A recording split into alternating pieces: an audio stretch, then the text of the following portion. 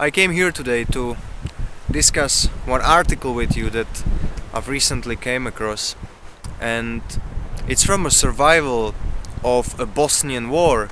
It was such a terrible time in Bosnia in 90s. They kind of been cut out of the rest of the world, no electricity and that sort of thing.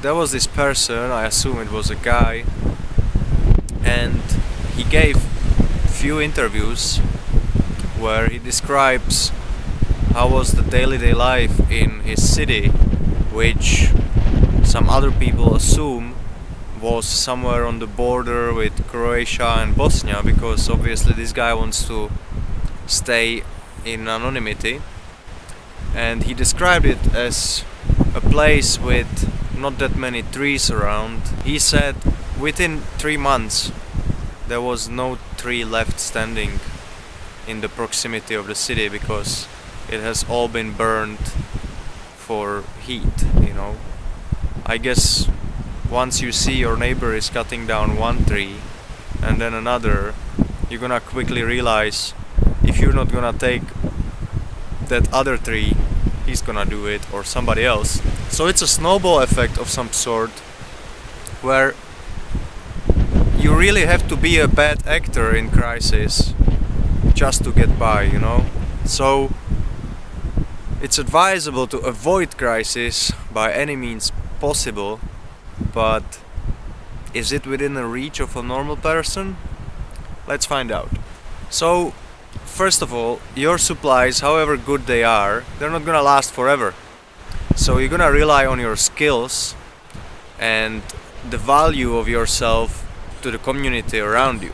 Knowing how to repair pretty much anything is a big advantage, and having some items that can help you go through when there is nothing in the shop is also not a bad idea.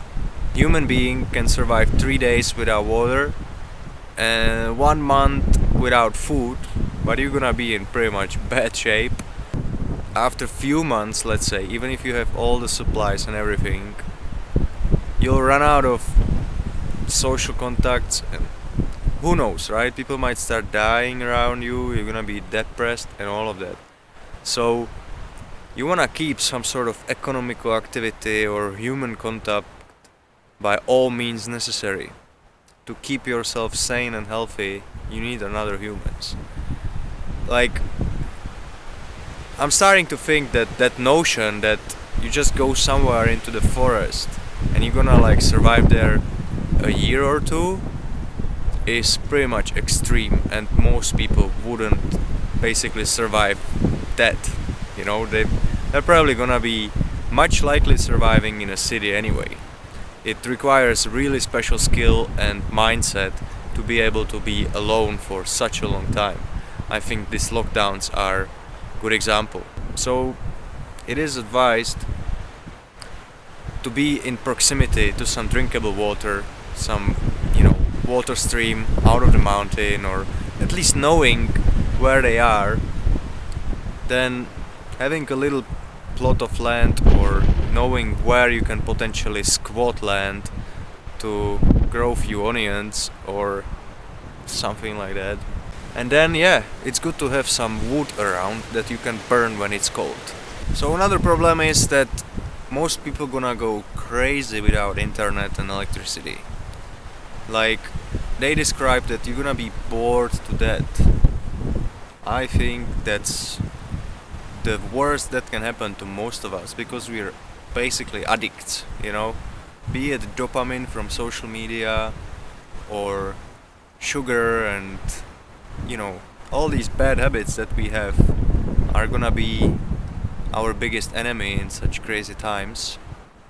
And those crazy times, they're really knocking on the door. I mean, you have Ukraine, you have China, you have pandemics. But so after my analysis of what can I buy to potentially cover my ass when it comes to these critical scenarios, I came across one item which stands out to me because numerous reasons. And now you might gonna laugh, but it's condoms. Yeah, Okay, so now you're gonna say, what the fuck? There are people gonna be dying, and somebody gonna care about condoms? Well, I think nobody wants to get pregnant during a war or something like that. So basically, condom is killing two things at once, which is boredom and pregnancy. And to be honest, during the First World War or second, I don't know when condoms really started, it was like a privilege to have condoms. Now they're kinda cheap, but imagine when China stops shipping them, you know, one condom is gonna be used 5 times. So yeah, I'm probably gonna invest in condoms, just by the way. You should have other things and other skills, of course, but like, it's my speculation. I don't know, like, the world is so fucked up that when it comes to it and somebody shoots me somewhere, or I don't know, yeah, let's be it. You have to die one day. But, like, really hiding somewhere under a rock and thinking that I'm gonna be the last one standing, I don't know. And then the post-apocalyptic world, like, this will be your reality. Nobody around, everything destroyed, burned. You're gonna be hungry, there's not gonna be anybody to talk to. I mean, you might as well wanna have fun surviving this apocalypse. So that's it. That's one tip from myself. Buy condoms or something else, candles, peanut butter, anything useful, basically. Few cans of food never killed nobody to have somewhere at home. And on that note, I'm signing off. See you next time.